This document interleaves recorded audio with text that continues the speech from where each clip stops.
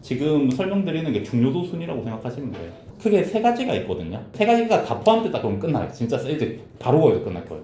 그게 뭐냐면 첫 번째 위기감. 이렇게 안 하면 건강을 잃는다든지 남들은 다 하는데 나만 안 한다든지. 두 번째는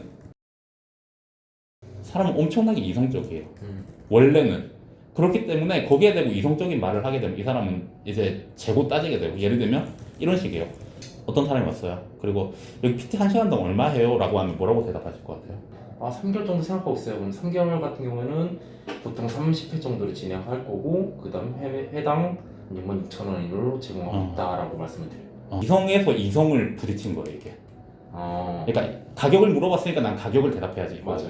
근데 그렇게 되면 말리는 거예요. 뭐가 말리냐면 가격 물어봤잖아요. 그 다음부터 대화 순서가 어떻게 되겠어요? 가격만 되겠죠. 그럼 그때부터 비싼 애라고 했어요.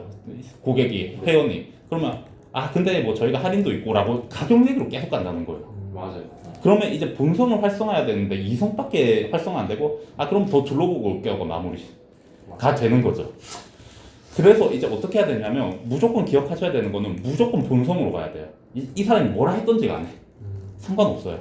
예를 들면 가격이 얼마예요? 그러면 가격이라는 게 사실 PT하는 기간에 따라서 다 다르고 다른데 이제 회원님한테 딱 맞게 해야 되니까 저희가 그 전에 회원님한테 먼저 한번 질문 드리고 싶다. 딱 맞게 가장 최적의 그 프로그램을 짜주겠다라고 하면 이 사람이 싫어요 짜주지 마세요 할 리는 없잖아요. 그러면 이제 네, 어떤 거 알려드리면 돼요. 그러면 회원님은 어떤 몸을 가지고 싶어서 하면 되잖아요 그냥. 그럼 본성을 자극하는 거잖아요. 그러면 이게 왜 중요하냐면 사람이 이성의 영역에 있을 때는 모든 거를 다 정량적으로 다 따지거든요. 그러니까 이제 가격이라는 거에 대해서만 계속 이성적으로 생각을 하는데 그게 아니라 본성이 자극되면 가격이 상관이 없어져요 사람이.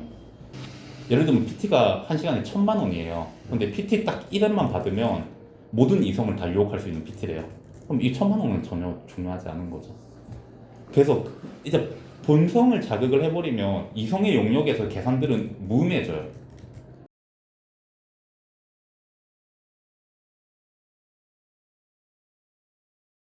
더 살이 안 큰 뱃살 좀 빠졌으면 좋겠어요. 뱃살이 빠지니까 네. 좋습니다. 뱃살. 네. 여기 보시면은 스트레칭 하시는 거고 필라테스 하는 건데 네. 그럼 회원님께서는 헬스랑 필라테스 저희가 두 개를 지금 하고 있는데 어떤 거 알아보셨을까요? 회원분들이 그냥 대충 이렇게 한 바퀴 그러니까 왜 그러냐면 저는 회원이잖아요. 네. 몰라요. 몰라요 어떤 시설이 좋은 건지. 저 진짜로 그게 안 궁금한데 그 말을 하는 순간 좀 지루해요. 회원님 근데 뭐 오늘 어디 좀 키우고 싶으세요? 평소에 어디를 좀 키우고 싶으셨어요? 저는 어깨 어깨 키우시죠? 그러면 일로 오세요. 전화하면 이럴 것 같아요. 일로 오세요. 오늘 어깨 키우는 거 한번 제대로 알려드리겠습니다. 이럴 것 같아요. 그럼 바로 알려주는 포지션으로 가잖아요. 운동을 통해서 얻고 싶은 점 있을까요? 저는 뱃살이 너무 많아요. 뱃살? 네. 뱃살만 빼고 싶으세요? 살은 다 빼고 싶은데 배가 제일 안 빠져요. 뱃살이? 네. 그러면 회원님께서는 뱃살을 약간 11자 복근 만들고 싶으신 건가요? 아니면은 맞아요. 11자 복근 네, 만들고 네. 싶은 거? 그럼 저희가 뱃살 같은 경우에는 회원님들 알다시피 복근 운동을 한다고 해서 뱃살만 빠지는 게 아니거든요? 그쵸? 그건 알고 계시죠? 그래서 저희가 뱃살을 빼기 위해서는 복근 운동도 되게 중요하지만 한 번에 칼로리를 많이 소비할 수 있는 운동만 진행할 거예요. 따놓으실게요. 제일 중요한 거는 회원님께서 흥미를 좀 붙이시도록 만드시는 게 중요한데 네네. 그러기 위해서는 회원님이 운동법도 아셔야 되고 그 다음에 운동에 대한 이런 변화가 보이게 되면 회원님이 관심을 가지게 되거든요. 그래서 저희 같은 경우에는 회원님 운동하시는 거 영상 짜서 촬영해드리고 그다음 운동에 대해서 알려드린 다음에 어떻게 진행하는지 이제 개인 운동도 짜드리기 때문에 조금 운동하시기 환경을 제공해드리니까 훨씬 더 갖기 편하시거든요. 그래서 보통 이런 식으로 진행하실 때 체력 목적으로 진행하시면 보통 처음에는 장기간 진행하기 어려우시니까 3개월, 6개월 정도 진행을 하시면서 회원님이 맞는지 한번 보시고 제일 좋은 건 뭐냐면 회원님이 3개월, 6개월 시간을 투자하시는 만큼 최대한 이 기간 안에 회원님 운동을 빨리 배우시고 나서 그 다음에 연습하시는 시간이 필요하기 때문에 주 2회 정도 관리를 받으시면서 운동을 하시는 게 제일 효율적이에요. 사실 회원님이 지금 운동을 하시는 것 중에 체력 향상이 중요하잖아요. 그럼 회원님께서는 처음에 이런 식으로 배우셔야지 그 다음에 시행착오 없이 회원님이 혼자 할 수 있는 시간도 가지면서 회원님 혼자서 운동할 수 있게 흥미도 붙일 수 있게 만들어드리거든요.